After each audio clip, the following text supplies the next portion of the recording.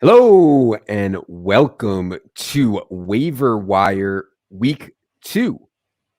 My name is Adam Levitan. I'm one of the co-founders here at Establish the Run, joined by our Waiver Wire specialist, Sam Sherman, to break down, honestly, Sam, what I think may be the best waiver week I can remember in years. Years, Sam. I can't remember a stronger week off the waiver. I'm sure I'm misremembering somehow, but this is a really strong one right out of the gate.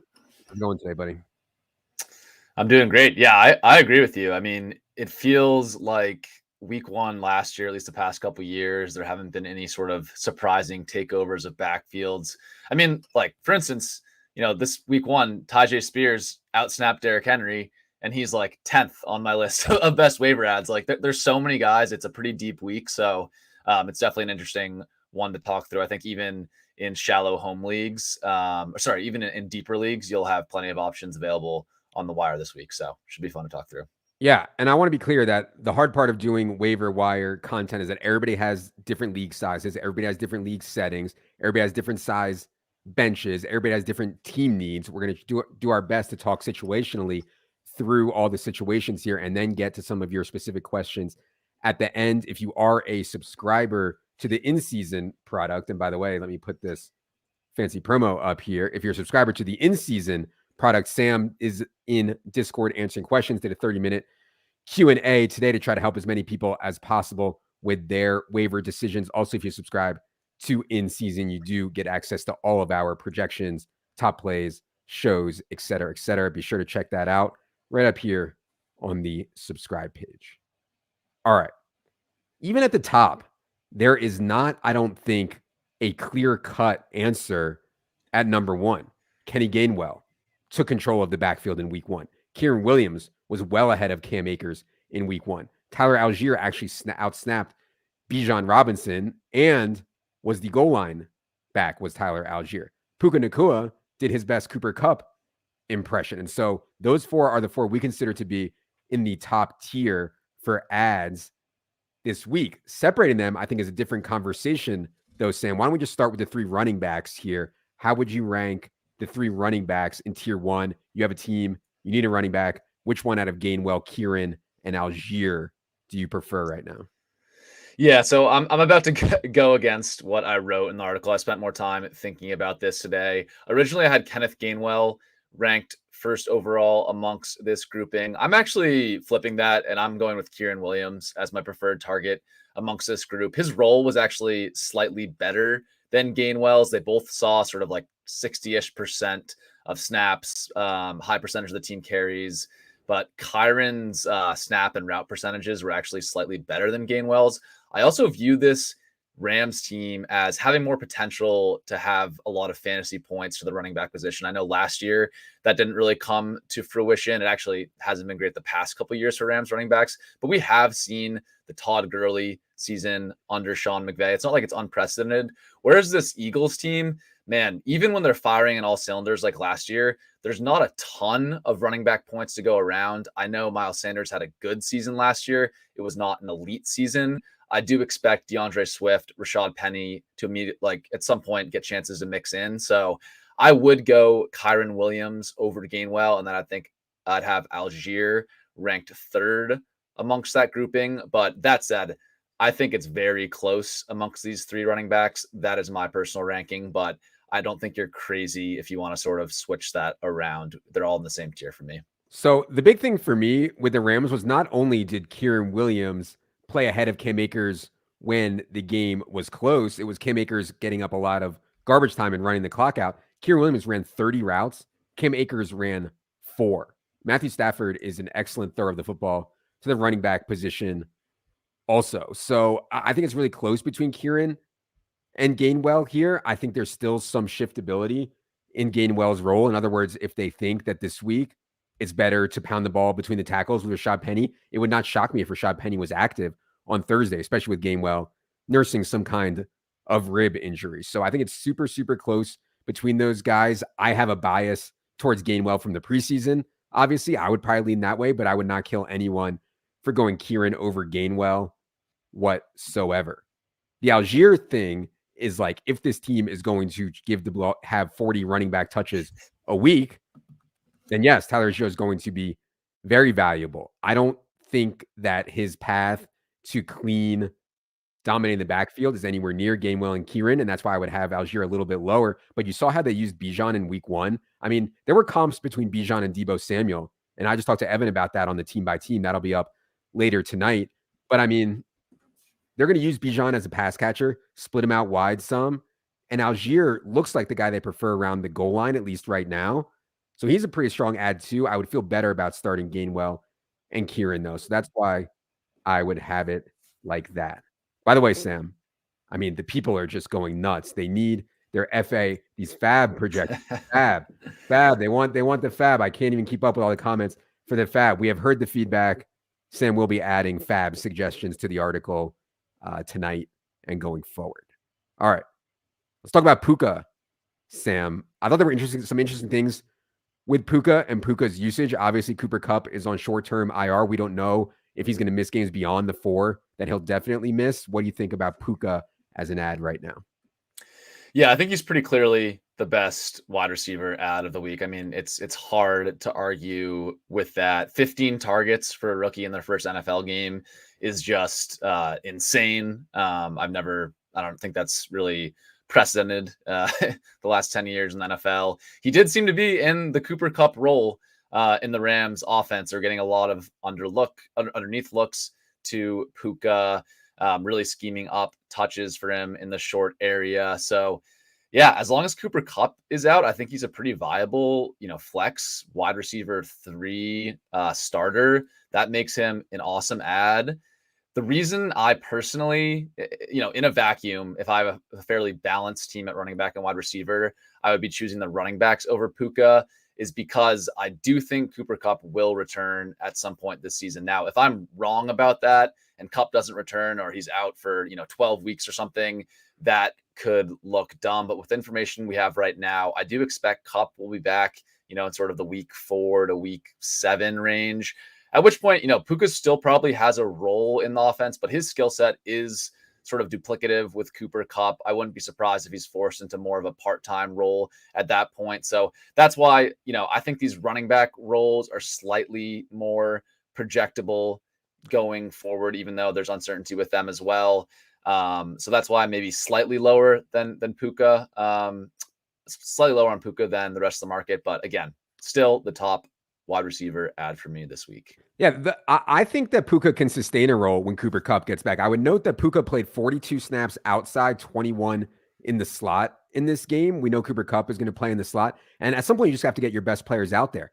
It is not a hot take to say that Puka Nacua right now is better than Van Jefferson, period. Like, I don't think that's a crazy hot take whatsoever. And so for Puka, even when Cooper Kupp comes back, to still have a really good role, I think is very, very viable. So yeah, I think that Puka is a really good long-term ad.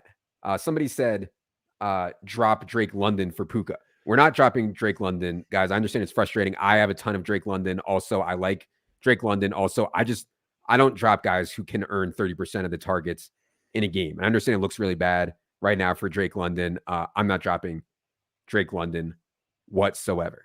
Let's keep it moving here. They had the J.K. Dobbins injury, Sam. People are debating between Justice Hill and Gus Edwards. I just talked to Silva, who said he'd have Gus Edwards slightly ahead of Justice Hill. I think I might have Justice Hill slightly ahead of Gus Edwards, but there's certainly room for debate there. How do you see Ravens backfield with no J.K. Dobbins?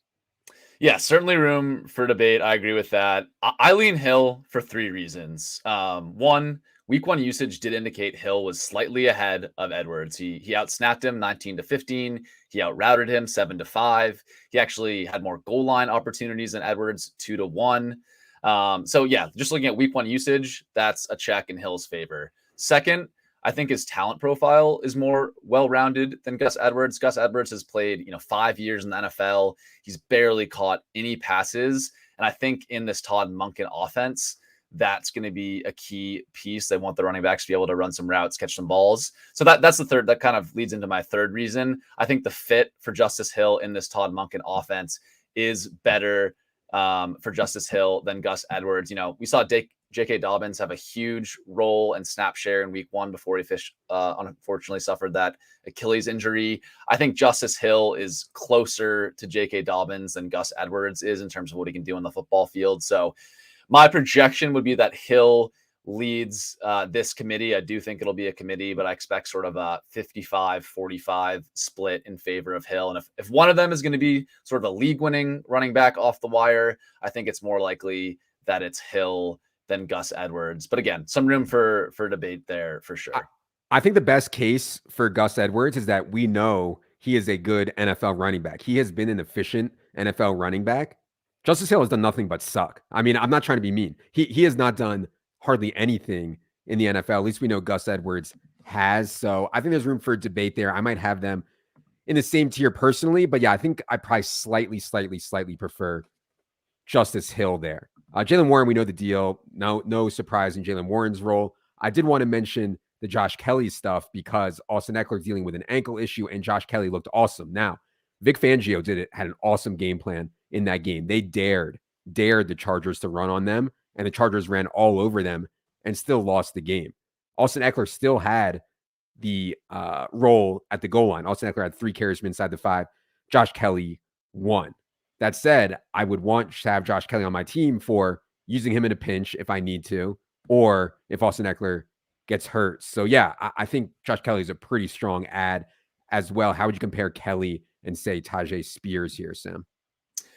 Yeah, I'd prefer with the injury news we have on Eckler. I prefer Kelly, and you could maybe even argue he's a tier above Spears because of that. I think there is a chance Eckler misses a week or two. They're saying it's an ankle injury right now. We really don't know what the deal is with Eckler's injury, so I'll say that up front. But just given the chance Eckler maybe misses some time, I'd prefer Kelly in that spot. I do kind of think that the usage was a little skewed in this game. I mean, the Chargers just ran a ton of plays. I think they maybe led the NFL in plays in week 1. So sometimes when that happens, you'll see these secondary backs play a higher percentage of snaps than normal, just because it's hard for Austin Eckler to go out there and play 80 snaps. Like, that's really tough to do. So I think that is why Kelly mixed in more. That said, he's very clearly number 2. You know, there was talk about Isaiah Spiller. There was talk about Elijah Dotson. Those guys aren't factoring in. It's the Josh Kelly show at RB2 for the Chargers. So even without the Eckler injury, he is a very worthy contingent upside play who I think in an absolute pinch you could start in an RB2 spot, maybe get lucky and get a touchdown. I think he'll have some week-to-week role. So I like him quite a bit. Again, we're talking about how deep this week is in terms of waivers. You know, in a normal week, Josh Kelly might be a top 2, top 3 guy on waivers. He's all the way down on tier 3 here. That doesn't mean that I'm low on him. It's just it's a good week for waivers. Agreed. I want to talk about the Jacksonville wide receiver situation quickly. We do have Zay Jones here at the bottom. I know there's a lot of people who are panicked on Christian Kirk right now. Last year, the Jaguars were a 3 wide receiver base team. They have shown signs this year of not being in 3 wide receiver sets as much, and that is bad for Christian Kirk, who is almost exclusively playing in the slot. And so in this first game, Zay Jones ran about 10, 11 more routes than Christian Kirk did. Calvin Ridley was up there a little bit higher than Zay Jones also. What's your panic level on Christian Kirk right now, Sam? And would you be adding any of these guys, or would you even consider dropping Christian Kirk, I guess is the first question. Yeah. You know, obviously depends on who you're adding. I think a case can be made for some of the tier 1 guys in this list to drop Kirk in favor of them. I'm probably not doing that quite yet. I'm just a big believer in the Jags offense. I know that Kirk's route rate isn't going to be as good as we want, but I just want pieces of this Jaguars offense still. So I'm probably not dropping Kirk for anyone on this list quite yet. I'm sure you can find someone better to drop. That said, I think Zay Jones, you know, he's on this list here. It's pretty clear now he's just going to be out there running all the routes. Now, maybe that changes. It's kind of strange that last year Kirk, I think, was running more routes than Zay Jones in 2 wide receiver sets, and they've flipped that this year.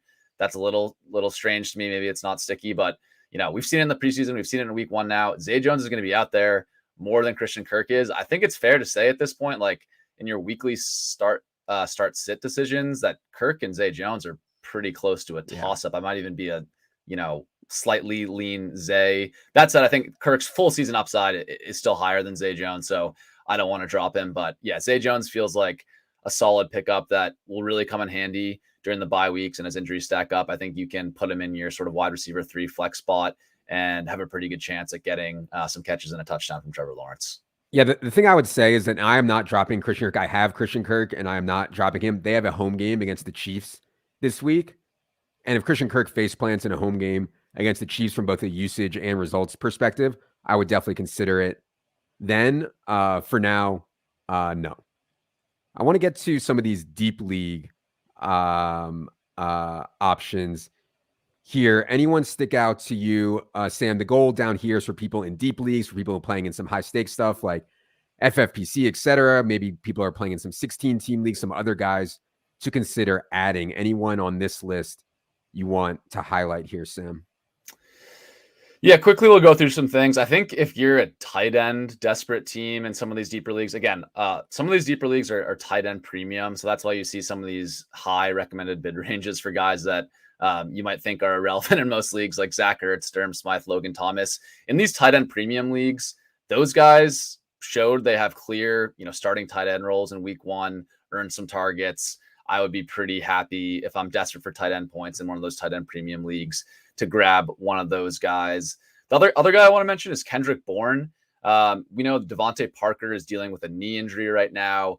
Juju was also limited. There's not really reporting on this, but he played like less snaps than Kayshon Boutte and Demario Douglas in the Patriots game this week. I think he's limited with the knee injury. That means I think the Patriots are going to have to run the offense through Kendrick Bourne and Hunter Henry as their top pass catchers. I think you can do a lot worse if you're really desperate for wide receiver points than Kendrick Bourne. I think when he's out there at that route rate he had, I think he was close to 100% route rate in week 1. He is going to earn targets for this team. We saw it 2 years ago. So he's another guy, maybe under the radar, but I think is worth a stash for wide receiver needy teams. Extreme deep leaguers, I did want to know Calvin Austin. Deontay Johnson is going to miss a few weeks here.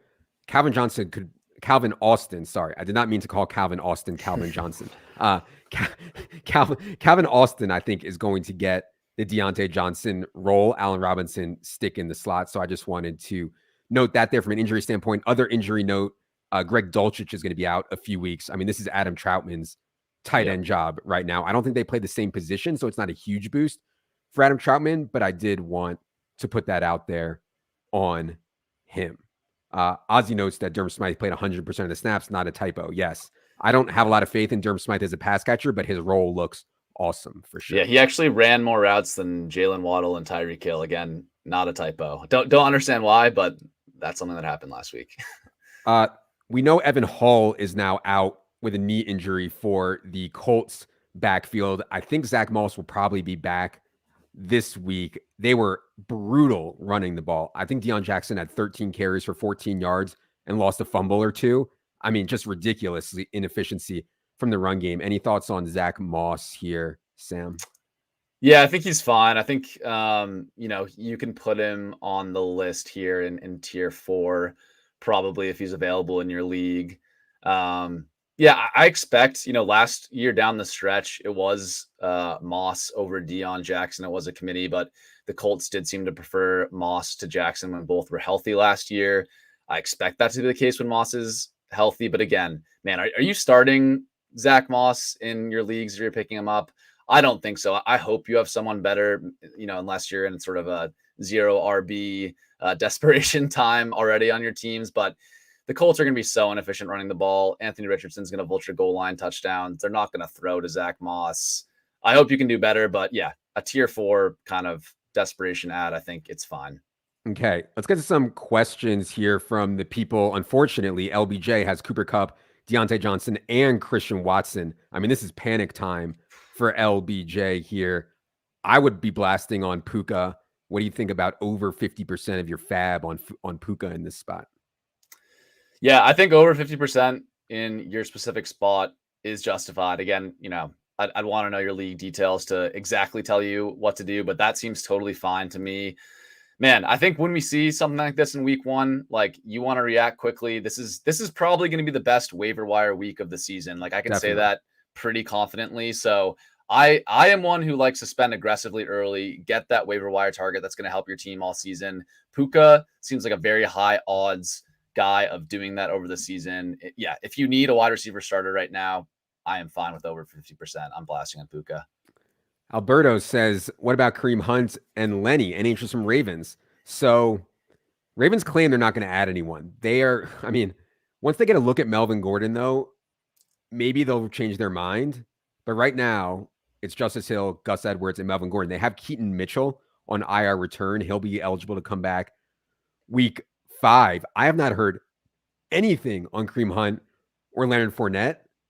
And it's not that surprising. I mean, even these like discarded running backs people think are good. Dalvin Cook sucks. Like, there's a reason the Vikings cut Dalvin Cook, and Kareem Hunt and Lenny were never even close to how good Dalvin Cook was in recent years. So I don't know, man. It would not shock me if Hunt and Lenny were out there all year. If you were carrying Hunt and Lenny at this point, Sam, do you think it's safe to cut bait on them at this point? I might give it like 48 more hours, but I'd eventually be okay cutting bait on them. Yeah. I think that's like, again, I think you should only be rostering them in very deep leagues at this point, like the FFBC 20 roster spot formats. Like I can see your last bench spot being spent on those guys, but man, if they're not signed by a team in week 2, like you're kind of just wasting a roster spot. Like go pick up Travion Williams or Matt Breida. Those guys are on NFL rosters and have a chance, for contingent value. Like the odds of Lenny and Kareem Hunt, like I just think those guys are close to done. And it's going to be like when we saw, Le'Veon Bell and Kenyon Drake and all these guys come back to teams the last couple of years. Like we get hyped on Le'Veon Bell and the Chiefs, and then he's a healthy scratch and cut after 3 weeks. Like the careers of these guys are probably close to over, and we kind of have to accept that at some point. Yeah. Remember this for next best ball season next year, guys. I take guys that are actually on NFL rosters. I know it sounds crazy, but in best ball, I take guys that are actually on NFL rosters, not 30-year-old running backs. Light of Truth says, should I drop Van Jefferson for Josh Kelly? That's an interesting one. A lot of this will depend on your team. I personally think Josh Kelly has more upside, especially if something were to happen to Austin Eckler. Van Jefferson just like can't do it ever. So it would be Kelly for me there. But what do you think, Sam? Yeah, Kelly for me, unless you're in some super desperate spot where you need to start Van Jefferson. But yeah, Kelly, more upside, bench stash for me. Van Buren Boy says, would you drop Tank Bigsby for Kieran Williams? So this is an interesting one because Travis Etienne dominated routes. Travis Etienne ran 29 routes. So I believe it was like 5 for Tank Bigsby or something like that. However, they did remove Travis Etienne at the goal line in favor of Tank Bigsby, which I thought was notable. What do you think about Tank versus Kieran rest of season, Sam? Yeah, give me Kieran in this spot. I think Tank, you can put him in that Jalen Warren tier 2 for me. I think I'd have him ranked there compared to these guys. It's just like, we want guys that have standalone role and not pure contingent upside. Again, Bigsby, awesome contingent upside guy. He did not look good in week 1. The ETN role was stronger than we expected. I can't imagine you can start Tank Bigsby in any leagues, even though he might get some sort of goal line vulture chances. I much prefer Kieran if that's your choice. But in most leagues, I'm hopefully able to stash Tank Bigsby still on my bench. I don't think he's like a clear cut, but I do prefer Kieran. Okay. David says, will you drop Jerick McKinnon for Zay Jones? So Jerick McKinnon's role was as expected. I believe he played 6 of 7 third downs. He was out there for 20 snaps.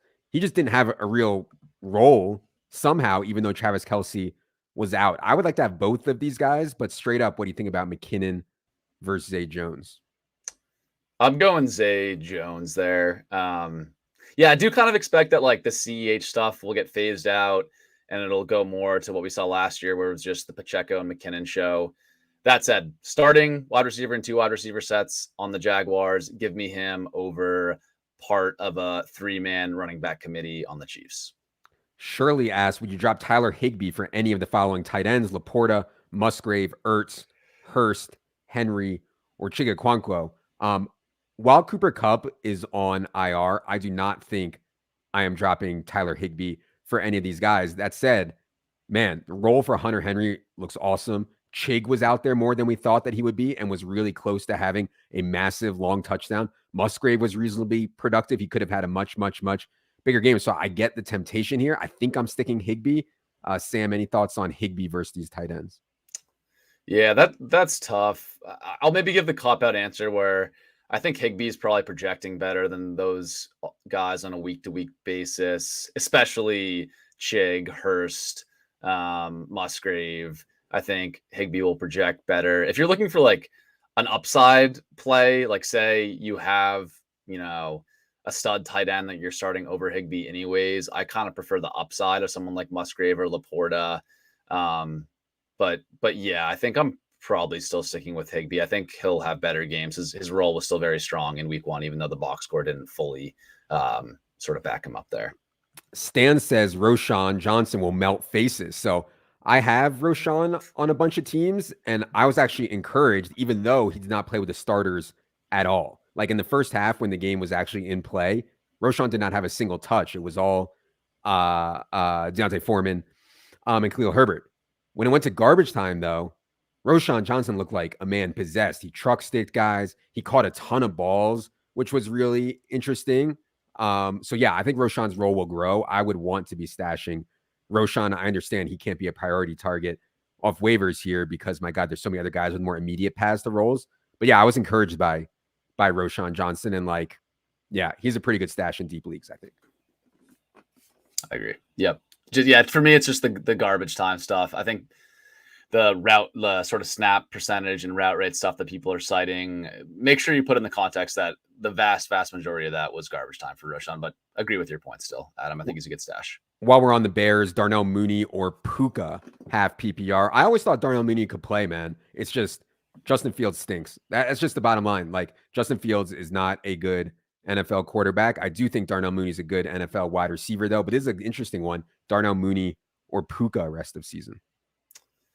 I think upside, I am going with Puka. Mooney's role was good in week 1. He actually out-targeted DJ Moore, so I don't want to bury Mooney, but I just can imagine we get to a scenario where Puka is just a clear-cut starter as your sort of wide receiver 2, wide receiver 3. It's much harder for me to imagine a Bears wide receiver being someone that I'm confidently putting in my starting lineup each week, even if I do think Mooney's talent is pretty good. Just give me the guy tied to Matt Stafford, a much better NFL passer than Justin Fields. Justin says he lost J.K. Dobbins. He's very weak at RB2. How much of his FAAB for Kyren Williams or Justice Hill? I might be pretty aggressive on Kyren here if I just lost J.K. Dobbins and I was weak at running back too. Sam, what are your thoughts on how much to blow here if you lost J.K. Dobbins? Yeah, so again, I will be putting sort of my FAAB recommendations for these guys in the article tonight. Still working through my thoughts there. Right now, my assumption is kind of in the 30 to 50% range for Kyren Williams. I think I'd be comfortable going up to that for him, maybe even higher in this situation where you're very weak at RB2. I think it's okay to overspend if you're going to immediately need to start Kyren. So 60% even could be okay. Justice Hill, I'm less confident in him. I think, as we talked about, Gus Edwards could be the guy there. So for Justice Hill, probably more in the 20-25% range of FAAB for me there. That Persian guy says, is Matthew Stafford viable for the rest of the season in 2 quarterback leagues? Any preferred waiver targets at quarterback? Man, if you're in a 2 QB league and Matthew Stafford wasn't owned, I don't really understand that at all. But yeah, Matthew Stafford to me is a awesome fantasy quarterback for so long. I mean, this guy made Kenny Golladay look like a really good fantasy player. He set records with Calvin Johnson and Cooper Kupp, and now he's making Tutu Atwell and Puka Nacua look like stars. I mean, Matthew Stafford is an elevator of talent. I'd love to have him in a 2 quarterback league that's obviously thin.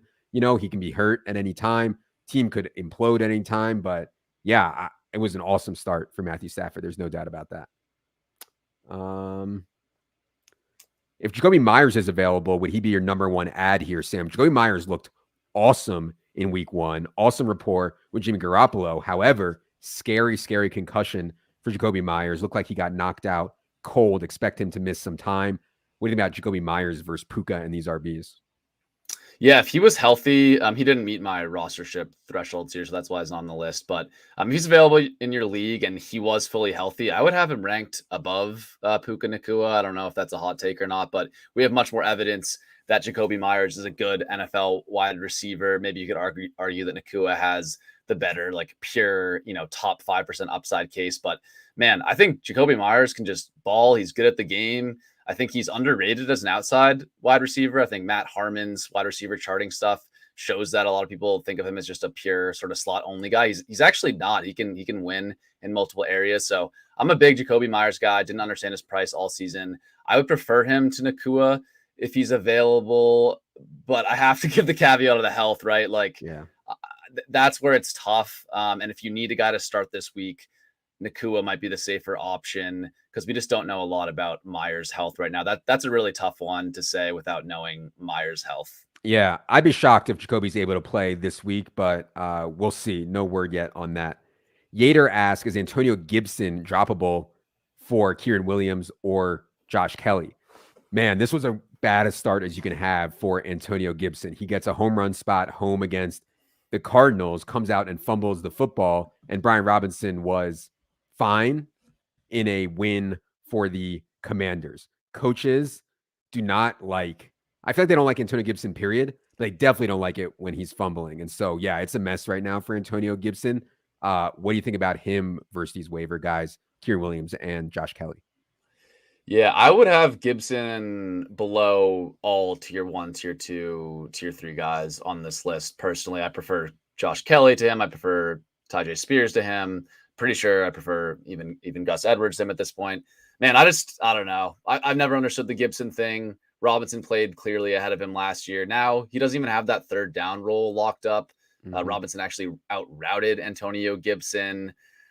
I just think his role could shrink more than it could grow. And I like the upside of some of these other guys who are in better offenses, like Josh Kelly and the Chargers, to, the clear RB2 in my mind on the Washington Commanders.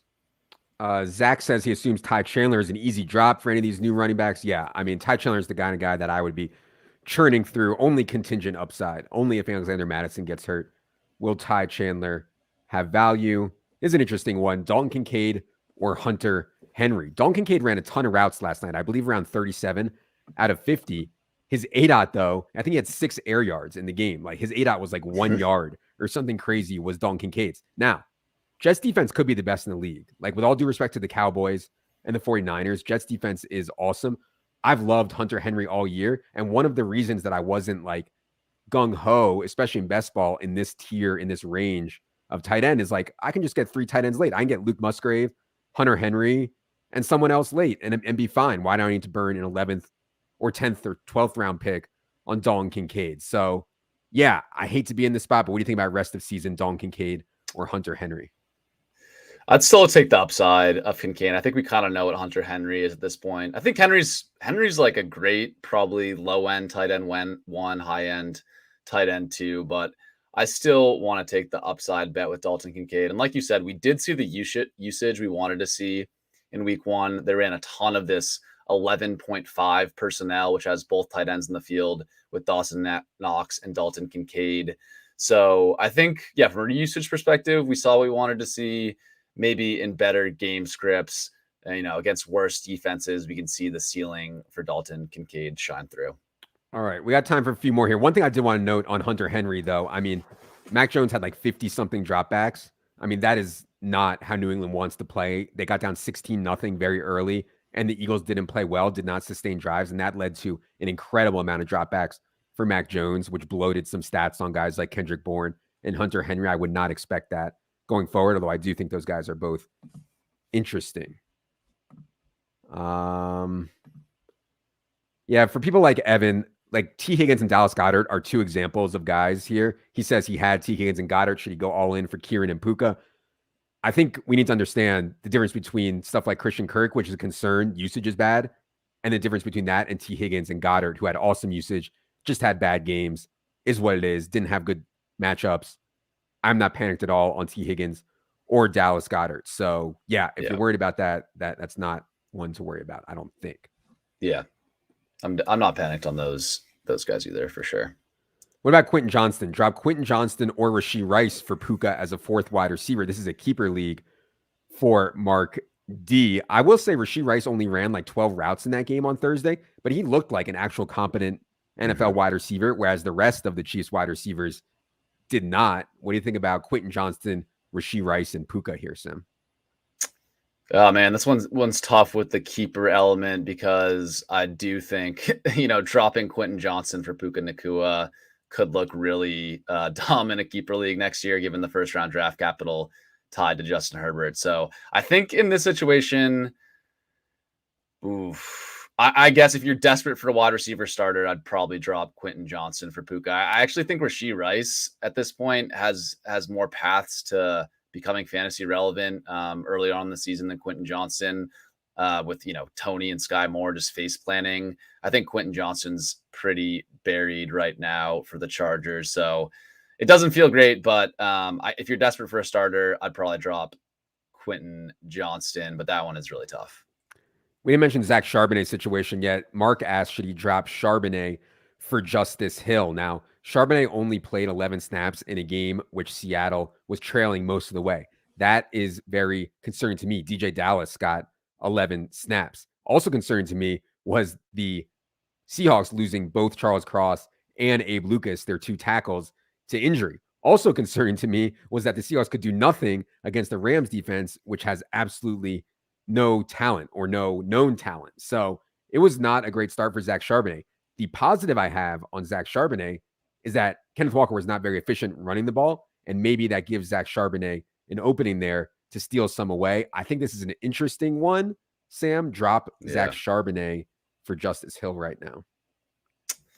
Yeah, that is an interesting one. I wish you had someone else to drop besides Charbonnet. I think I probably would do this. It's, I'm trying to get the best ball ADP out of my brain right now. I was taking a ton of Zach Charbonnet around pick 100, but at this point, I think it's a Ken Walker show in Seattle. I'm not reading too much into Walker's lack of efficiency. I think the entire Seahawks offense just really struggled against that Rams team with the O-line injuries. So I think Charbonnet is really more of a contingent upside bet, where Justice Hill, I think, has paths to just, taking over that backfield. This is one that might look stupid if Walker goes down to injury, but I think I do prefer Justice Hill to Charbonnet. Okay, last one we want to get to here is a quarterback question. Kevin asked, is Jordan Love worth adding? He has Geno Smith and Daniel Jones. I think at this point with these 3, like this tier of quarterback, I'd probably just be streaming in whoever has the best matchup. I understand if other people in your league are streaming, that can be harder to do. You don't want to burn a ton of FAAB or waiver priority when you're streaming in quarterbacks. But yeah, how would you think about Jordan Love, Geno Smith, and Daniel Jones? I'll say this on Jordan Love, man. For not having Christian Watson and a limited Romeo Doubs, he looked pretty good. The caveat is that the Bears are just so bad. I mean, the guys were just wide open. So yeah, any thoughts on Love, Geno, and Daniel Jones here? Yeah, so to be honest, I haven't dug into the week 2 matchups yet, so I don't have tons of takes on sort of streaming for those 3 options. But I will say that I'm not thinking too much about matchups in this point of the season. I still prefer the long-term upside of Geno and Daniel Jones over Jordan Love. Geno has 3 awesome wide receivers. Daniel Jones has the rushing upside. I do think Jordan Love's week 1 was promising, but I still prefer the upside of those guys. I probably would not cut them for Love quite yet. All right. Waterbug has a good point here. Only 46 likes on 586 people watching on YouTube. Like the stream, you animals. Oh, before we get out of here, Sam, I did have to get one more question off my chest here. Somebody had a question about dropping Kadarius Toney. Yeah, here Cody asked, keep Toney or drop him. So the Toney thing is complicated, man. He clearly came in hurt, clearly came in limited. And they still schemed so much stuff for him. A gadget play at the goal line, which got stuffed. 5 targets, which if he would have just caught like 2 or 3 of them, not only would he had a big fantasy game, but they probably would have won the game. And they're obsessed with this guy. They tried to trade for him. You have a 3rd-round pick for him. 27 targets on 85 routes last year. So I think Kadarius Toney sucks. I think they should play Rashee Rice ahead of them. I am concerned with that take, though, because I think the Chiefs actually really think that he can help them. So what do you think about dropping Kadarius Toney at this point for Josh Kelly or somebody else in the top 10 here? So I'll say, I think maybe I'm a little bit biased against Toney. So I'll caveat with that. I was out on him all offseason. I do agree with the schemed touches piece, but okay, say he catches some of those balls in that game, then what we're looking at, 3 catches for 50 yards on, 20 snaps or whatever it was. Man, we're really grasping at straws, I think, to be excited about that Kadarius Toney week 1 game. It was an utter disaster. I am pretty confidently taking one of these top 10 options over Kadarius Toney if he's sort of the worst player on my bench. I don't think he's the worst guy to keep stash around. I still kind of understand the theoretical upside, but we have not really seen Kadarius Toney be a full-time NFL wide receiver outside of like one game on the Giants a couple years ago. It's been a long time since then. So yeah. I prefer those 10 other options to him. Okay. What a week on the wire. We said it all. If you want more waiver wire takes, be sure in our Discord. Also, be sure you read Sam's full article, which is up on the site now. Again, he will be adding FAAB recommendations to the article tonight. Also, team by team pods with myself and Silva are coming out in the next couple hours here. We did have a bunch of takes on the guys here as well on that show. If you have not yet purchased your in-season product, here's information to subscribe. EstablishTheRun.com/subscribe. For Waiver King Sam. For producer Adam. That's me. I am Adam. Good luck, everybody.